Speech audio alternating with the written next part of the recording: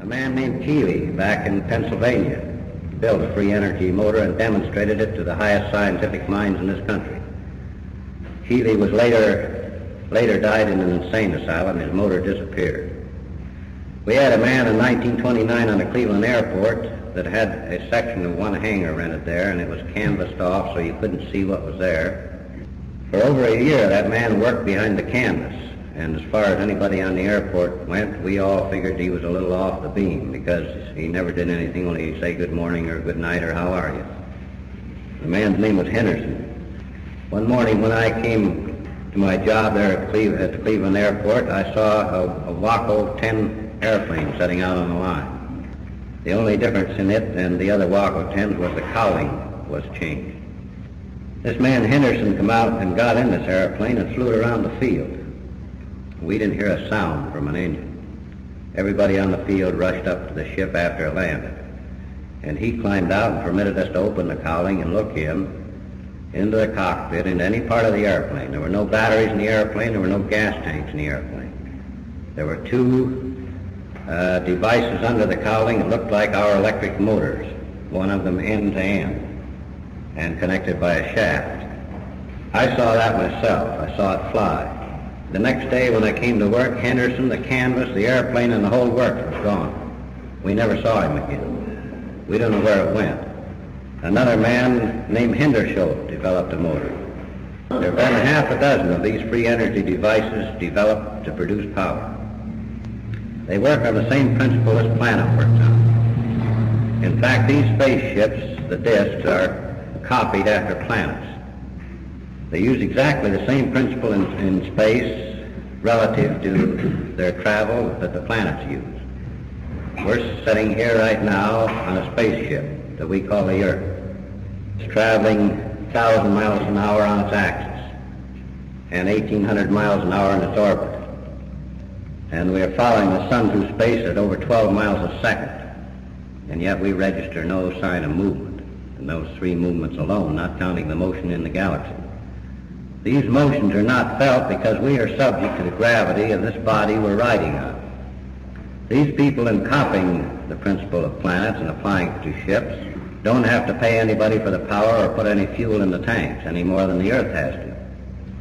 Astronomy has had so many things refuted in the last 5 years that they have been put under secrecy because they don't want the public to find out that in the last 5 years they have upset the entire table of all the information that has been printed in regard to the stars and other planets and life on them. Science itself, if it produced a book every week, the book would be obsolete by the time the next one came out the next week because things are moving so rapidly. No man, no one individual can possibly understand the full concept of this picture. This is the greatest thing that has happened to this planet since the birth of Christ. The ships themselves are coming from various places. They work in a large confederation. They said they had 51 solar systems and 601 individual planets in this confederation, which they call the Atomic Confederation of Man. Our astronomers know today the moon is inhabited. They know Mars is inhabited. These are facts that you can find out if you can get on the inside of astronomy. Our astronomers have photographed any number of lights on the moon, changing lights, moving lights. In 1954, they photographed the first man-made structure they've ever pictured on the moon. Prior to that time, apparently it wasn't there. It was built suddenly and photographed over the Maricrisium crater, a 100-mile-long man-made bridge from rim to rim of the equator. Astronomy won't reveal these things that are not security. Russia knows they're there. Every nation on the earth knows they're there. Their astronomers know they're there. It is not something that should be hidden from the people, because the proof that life exists elsewhere is only another manifestation that there is a creative intelligence greater than man. It is the very verification that the Bible tries to teach us. These things being withheld are only evidence of a destructive element and a force trying to keep the people in ignorance. Naturally, with the investigation under the military in the Air Force is not responsible to the public. They're not elected by the people. They're only responsible to the administration. Nevertheless, the administration knows the answers. Ike himself has talked to these people on these ships. Truman talked to these people. Yet the public was never told the facts. We know this happened because Ike was supposed to come up to our place to talk to us. We had had over 3 years' experience in the reception and transmission of thought messages. Our science today can photograph the thoughts of any individual they want to put before a machine. They don't look like thoughts, they look like flames. The fire represents the creative force or thought, and every thought, regardless of what it is, will register as a flame in this device. These spaceships vary in size depending what they're used for. They said they had 369 varieties or sizes or types, just like we have kiddie cars, scooters, bicycles, automobiles, trains, ships, and everything else. The scout ships that have been mostly observed around our surface have been photographed any number of times. One ship in particular, the Venusian Bellcraft, which is a scout ship that normally carries 4 people, has been photographed in Venezuela, Scotland, and the United States by 3 different people that didn't even know each other, and yet the photographs are identical. I was particularly honored in 1953 to have one of these ships land out there at our place. They landed for definite reasons because we had been in thought communication with them for a year and a half prior to that time. It's difficult for people to realize that this rostrum wouldn't have existed if somebody hadn't thought of it before it was made. Anything that you can look upon, this building, the tables, anything here was the result of somebody's thought, and thought is the creative force of all things. So in this research, we had received a number of communications from these people. At first, they only gave us little detailed data on events that were going to occur in order to verify themselves to us, to make us know that they knew the score of not only what was going on, but what was going to happen. The reason for these ships being here is because of these atomic detonations, which they have registered out in space and in their patrol ships, and they started appearing here right after the 2 bombs were dropped in Japan. These people have demonstrated a science so far beyond ours that our scientists can't comprehend it. They travel from here to Venus in 42 minutes of our time in the carrier ships, in which the 2,200-foot carrier craft will carry 300 scout ships. They have no weapons. They have never had war in their history. Their science has been devoted entirely to the progression of their people. While we have had 177 years of peace in the last 2,000 years, the rest of it's all been war. These people have never made their appearance in great numbers before in any of our wars because they knew in a gunpowder war or bow and arrow war that it would soon end. There would be a lot of people killed, and it would come to an end without any major damage. Nevertheless, now we have the means to destroy the civilization on this planet and the planet itself. Our government has admitted that we have enough bombs stored in this country alone to annihilate everybody on the planet through radioactivity. These people are here for our protection. They have stated flatly that they will not permit any device to be exploded that will destroy this planet or the inhabitants on it. The ring of asteroids between Mars and Jupiter that we see through our telescopes are pieces of a planet going around in the orbit that the planet originally traveled. These people have records of the time that planet was there. It was destroyed in nuclear tests just the same as we're conducting today. And the resultant force of that and the cataclysmic eruption throughout the solar system, which they say runs just like a watch, if you gum up one gear, the whole works is affected. The civilization on Mars, 3/4 of the population of Mars was killed in the concussion, the upheaval, and everything that followed. Mars never stabilized on its orbit again, nor on its axis. And they had to go out there and build a man-made satellite, which is our astronomers call the inner moon of Phobos. It's 1,500 miles off their surface, and it's nearly 10 miles in diameter. And our astronomy today will admit to anyone that they don't know why that moon travels opposite the rotation of the planets while all the other moons travel with the rotation of the planets. And it also reflects more light than any other moon we've ever photographed. That's because of its metallic surface. Our astronomers have made these commitments in the past, that there is no life on other planets. This is the beginning of everything. I wonder how these little minds can conceive of God when they confine him to one speck of dust in the universe. This thing has reached a state now where we have a few motion pictures coming out. I don't know how many of you have seen this picture, UFO. Actual color motion pictures of 14 ships in formation, taken by a Navy man. The film has been analyzed by every technical laboratory in the military and stated flatly that it's not been tampered with or faked.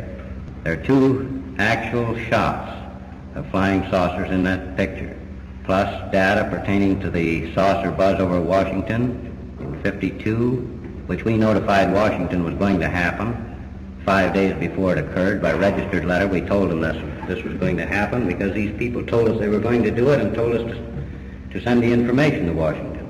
It takes a lot of nerve to stick your neck out far enough to tell Washington that spaceships are going to buzz the Capitol. Nevertheless, the information they had given us for 3 years had proved accurate in every case, and we stuck our neck out far enough to tell Washington spaceships were going to buzz Washington. It's hard for the average person today who is wrapped up in the mundane things of making a living and making ends meet, paying his taxes and keeping his business going, to realize that these things are taking place.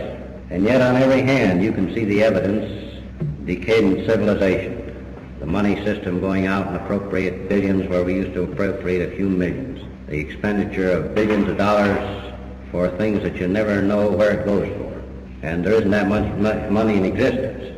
This cycle of change has to end sometime, someplace. It's going to end because these people are going to bring it to an end, but they're not going to do it by themselves. They are only going to observe the conditions and record them and prevent any bomb being exploded that would destroy this planet or its civilization. They said that in the event an atomic war starts, they will not interfere until the people start crying to God for help, and then they'll put a stop to it. But they're going to let them get plenty well fed up with radiation disease and everything else before they make a move. The reason for that is in their laws and in the laws of the universe, they state man was given the right of free choice, every individual to make his own decision, every civilization to decide their own course. And they are not going to violate that right of ours. They learned a long time ago to keep their nose in their own business. Unless conditions arrive at a point where their civilizations are affected or destroyed, they will interfere. They stated that they have 3.5 million ships around our planet. They said they can take over this planet in any 15 minutes they want to take it over. And our government knows they can do that, as well as the rest of them. The people that came in the ship out to our place on August the 24th, 1953, the man that woke me up introduced himself, said his name was Soganda. He would like to show me his ship. I spent 20 years climbing in and out of airplanes. The man took me in and explained the various things on the ship. I saw the method of power below the deck, the free energy motor running, the ship hovering there as stationary as if it was on a concrete foundation, despite the fact that a gusty wind was blowing. The fellow that introduced himself didn't introduce the other 3 men on the ship. However, they turned and smiled at me as I passed behind them. The man in the middle was controlling the ship.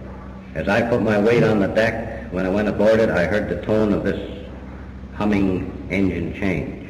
And as Soganda followed me onto the deck, it also changed again, indicating that they had to account for our different weights in order to maintain that hovering condition. As I said before, these ships have been patterned after planets. Now these ships, as they travel overhead, don't make a sound, because these fields generated around the ships won't permit sound to come out, and their engines aren't very noisy to begin with. They are not subject to any gravity outside of that they generate themselves, any more than this planet is. Everything inside of that force field is subject to its own gravity on its own deck. They can make right-angle turns of 2,000 or 5,000 miles an hour, and you don't even have to strap yourself in a seat to make the turn, because the ship doesn't turn the people, as our automobiles and airplanes do. The ship, the force that turns the ship turns every atom of the structure of the ship and the people in it at the same time. Relatively, there is no effect of centrifugal force manifest by the people in the ship relative to the ship. Now that science has found out that these things are, they are more reluctant than ever to reveal these things to the public because practically every scientific book today in the earth is obsolete. It would mean printing an entire new scientific concept of things. These things have not only entered the scientific field and the military field and the government field, but they've entered the religious field. Religion, as administered by the church, has maintained that Adam and Eve were the first creations. Everything in the Bible is there if it's interpreted right. And these people have interpreted this information for us. And it makes more sense than anything you ever read. The man we call Jesus is just as alive today as he was when he was here. These people have demonstrated beyond any possibility of a doubt that life is everlasting, from one lifespan to another under different conditions. Sometimes you have to take this grade over again because you didn't pass it. I asked them in particular that question, what do you have to do to pass this particular grade in life? And they said, all you have to do is conform to the golden rule and do all things in moderation. And you've made the grade. Their concept of these things, of a single one, or the creative spirit as they call God, they stated that the only difference between their religion and ours was that we talked about it and they lived it. They've brought many things to the surface that if we just stop and reason a little bit and think, and take the time to think, they make good old plain horse sense. Their technologies and science are so far ahead of our scientific concepts that we don't even know what they're doing. And they further said that we didn't have to feel so bad about that because they know of people in space where they've explored that are so far above them that they can't understand it. So eternal life appears to be, as they said, a series of grades, just like going to school. You go through these grades to experience things and then go on to other grades to experience greater things. So they've also brought to us a realization that death is not a termination of anything. It's only a change to a new condition. This in itself, the church should be anxious to bring to the people. Nevertheless, the church is under the same power of control in many cases, although there are true reverent people in the church and in the teachings in the church. Nevertheless, the hierarchy of various branches of religion in the church have to conform to the principles that have been established through the years, and they refuse to change those principles. Nevertheless, in the next few years, they're going to have to change. They're going to have to reveal these things. These things are going to come out in spite of authority, military, or of the church. These people are here to stay. They're going to make more landings. They're going to be seen by whole cities, whole populations. They have carrier craft here from other solar systems that would stagger the imagination of our people. The one here outside our solar system from Arcturus, they said the ship is 120 miles long and 36 miles in diameter, and is one of several hundred of ships they use primarily for exploration. But in this case, it's been brought here to bring a large number of other ships here. These sound like tales of fantasy. They said a few years ago in the aviation game, which I know better than any other business, that if you went to the speed of sound and broke the sound barrier, it'd tear the airplane to pieces. We have ships at Muroc Air Force right now that have flown better than twice the speed of sound and been landed by the pilots without any ill effects. One condition out there that occurred at Muroc I published in the paper. The government never disputed this thing. One of these large carriers came over Muroc Air Base one day. One of our rocket test airplanes that can't take off the ground, has to be dropped from a bomber, was taken up, and then this particular day their project was to see how high they could go with it. At 89,000 feet, the pilot's instruments all went dead. And he was gone for 3 hours, yet he only had 10 minutes fuel, rocket fuel. He couldn't possibly stay in the air over 10 minutes with the fuel he had. And yet he was gone for 3 hours and landed back on Muroc Air Force Base and told his story of being picked up by some kind of a force which he couldn't describe, the airplane and the pilot taken inside of one of these big craft, in which he talked to the people for 3 hours, landed back on Muroc and told his story. As he left to go home after being examined by the military psychiatrist for hours, They phoned his wife and told her that he had been on a high-altitude flight and he probably would be irrational not paying attention to what he said. I know her, too. Nevertheless, they had to accept that something happened. He certainly didn't go outside of the gravity. He was gone 3 hours. They finally had to arrive at the conclusion that his story was true. They couldn't put any other conclusion on it, especially after their radar stations had accounted for the fact that some large object was over Muroc Air Force Base that day. These things are going on right in our midst, and the citizens who are supposed to be the government of this nation are being kept in ignorance of it. That's the crime, that this great thing is taking place in our very presence and we are unaware of it, except for a few. These people have the means to converse from one of these ships with any individual they choose to put a beam on and talk to you just like you listen over a telephone. It's the same thing that occurred in the time of Jesus when Isaiah and Moses and all of these different people in the Bible heard the voice of angels, they heard the voice from heaven, they heard the voice of the Lord, and different things like that. The book that we say we accept as the Holy Book has got all of these things in it. I've recently written a book using the Bible as verification of these things that are occurring. And if anybody can read that book and deny the facts in it, they also have to deny their Bible, because the same facts are in the Bible. Isaiah tells you in Ezekiel of wheels within wheels. What does that indicate? It indicates a mechanism. Voices from the sky, Moses running up into a cloud talking to the Lord.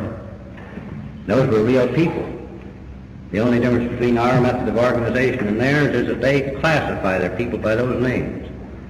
Where we have general managers, superintendent, and president, they have God, gods, lords, and titles like that. That's the thing the Bible tells you about. It's the story of these people in the skies. Of course, in those days, very few people could write. Very few of them even owned a donkey. They didn't know what a jet airplane or a balloon was. And when man came out of the sky, they had to picture him as something because they didn't know of anything that could fly in the sky but birds. So they drew pictures of man with wings on and called them angels because of the magnificent feats they performed in the presence of these multitudes. These people coming here today in these ships are the angels of the Bible. They're just as reverent, they understand life, and they live the laws. They don't talk about them. They haven't a church or a money system in their whole organization. But you never want to walk in the presence of finer people. You feel like a grandchild in the presence of his grandfather when you're around them, because the very fact that they live these laws, they radiate the compassion and love that we like to know. Now, I've tried to cover this very roughly. I can't put 8 years of research into a few minutes. Four on this ship came to my eyebrows in height. I'm 6 foot tall, and I would judge them to be about 5'7". Any one of them could have put on our clothes and walked down the street, and you wouldn't have known them from any of our people. Except they had a better physique. Their muscles were outstanding. Their physique was outstanding. They said they have no disease on any of their planets. They have foot disease a long time ago. I talked to 2 brain surgeons at my place, 2 of the top brain surgeons in this country. These 2 brain surgeons stated that they had post-mortem the 16 bodies taken out of the ship north of Denver. That was way back, the one that Frank Scully wrote about, way back before security was ever clamped down. They said that from our own chart of brain tissue under a microscope, they have established a condition on this chart where they can determine the age of any brain taken from any body, from a newborn baby to a person 100 years old. It doesn't go beyond 100 because they have so few cases beyond 100. But they said the brain tissue changes with the years. And they said from our own chart, which is based on 0 to 100 years, they had to assume that the youngest of these bodies aboard these ships were 300 years old and the oldest was 700. Now that's physical evidence under a microscope. The one thing that the Air Force has harped on right straight through this thing is that we have no physical evidence. That's the biggest lie that was ever foisted on the American public. They have the physical evidence. We also have physical evidence. These things are going to come to light, and the Air Force is going to have to backtrack, because there have been a number of these contacts made, There have been several landings in South America. There have been several landings in France and Italy that we know of, probably in all the other countries. But we know of several people in this country that have contacted these ships, talked to the people aboard them, and gone aboard the ships. In every case, the press has tried to twist the stories of these people to make it seem that they are just a little bit cracked. Dan Fry rode one of these craft from White Sands to New York and back in 30 minutes. They get Dan Fry from Aerojet in Azusa to come up there and make those adjustments, because he's the technician with the know-how to set the gyro pilot so the rocket will go straight up. And yet the press implies that the man's a little bit screwy. He's the head of Crescent Engineering down El Monte now, and also a consulting engineer for Aerojet yet. But he has produced 2 or 3 devices which he has no competitor on. They're strictly things, little transporters and so forth, that the people that he contacted told him how to make, much better than anything we manufacture. He has no competition. One of them's a little electrical device that you can set next to any shaft that's rotating, and it'll give you the exact RPMs per minute without any connection with the shaft. Another one is a pump that'll pump acid without having any moving part in the acid, in the pipe the acid is being pumped through, pumping the fluid by induction. This story is going to get out in spite of anything. It's the greatest thing, as I say, since the birth of Christ. So these people are people in another life level, the same as college students to grade school kids. Well, normally they don't speak any language. They have a basis of thought, which they call the solex mal, or the solar tongue, and they communicate meanings by thought. Now they have passed down in a number of families the ability to speak. If one particular family talks English, it'll be passed down as English to the succeeding generations. The man who talked to me spoke as good English as Ronald Colman, much better than I speak. And the 3 that didn't talk to me couldn't utter a sound, not even if you hit them, they couldn't even grunt, because they have their vocal cords are dormant. Where they have the ability to think and not talk, we have the ability to talk and not think. So it's just a right about face. Mostly the reason our people can't think is because they never have time to think. Our system doesn't permit us to think. We're going like a racehorse from morning to night, and maybe the wife running along beside us in some other position in order to meet the burdens of living. These things are something that have to be gone into, and the system must change. There's no question. This money system is on a critical point of either collapse or total expansion or inflation. The hydrogen condition definitely is going to have to come to some sort of a stop. It's either going to have to cease or blow the works up, and these people said they wouldn't permit that to happen. So we're living in a critical time in more ways than one. They refer to what we call God as the creative spirit or the single one, and their interpretation of people like themselves and like us they say we are instruments of this Creator's doings. In other words, you can't manifest anything except through man, who he gave dominion over all things, and then rested and left the works up to us. So their basic explanation of these things has brought an understanding that we are in this life grade and they are in another one higher above us. When we die, rather than mourning the death, we should be tickled to death somebody died, because it's evidence of termination of this grade. They said that death among their people is celebrated like we celebrate if one of our kids graduates from grade school to high school. They said we celebrate a graduation down here from one grade to another in school, but we don't celebrate it in life. And they have no mourning.